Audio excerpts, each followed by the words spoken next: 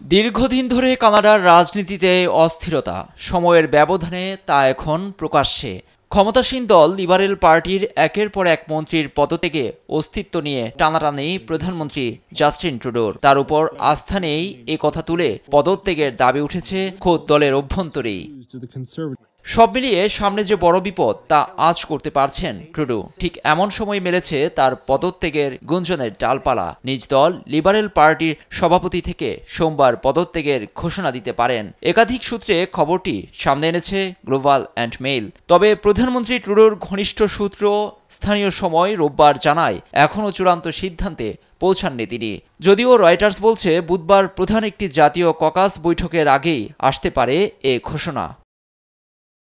পদত্যাগের ঘোষণার পর ট্রুডো তৎক্ষণাৎ গদি ছাড়ছেন নাকি নতুন নেতা মনোনীত হওয়ার আগ পর্যন্ত প্রধানমন্ত্রীর দায়িত্ব পালন করবেন তা নিশ্চিত হওয়া যায়নি।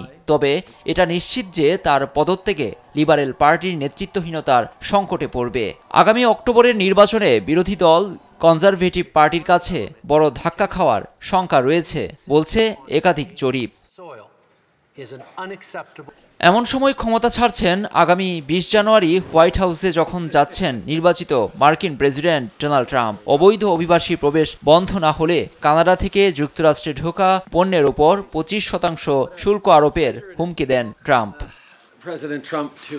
২০১৩ সালে গভীর সংকটে থাকা লিবারেল পার্টির ত্রাণকর্তা হিসেবে হাল ধরেছিলেন ট্রুডো। ভারতের এজেন্ট দ্বারা হরদীপ সিং নিজ্জর হত্যাকাণ্ড ইস্যুতে শিখদের পাশে থেকেও পরিস্থিতি সামাল দিতে পারেননি। লুৎফর কবির, নিউজ ডেস্ক, দেশ টিভি।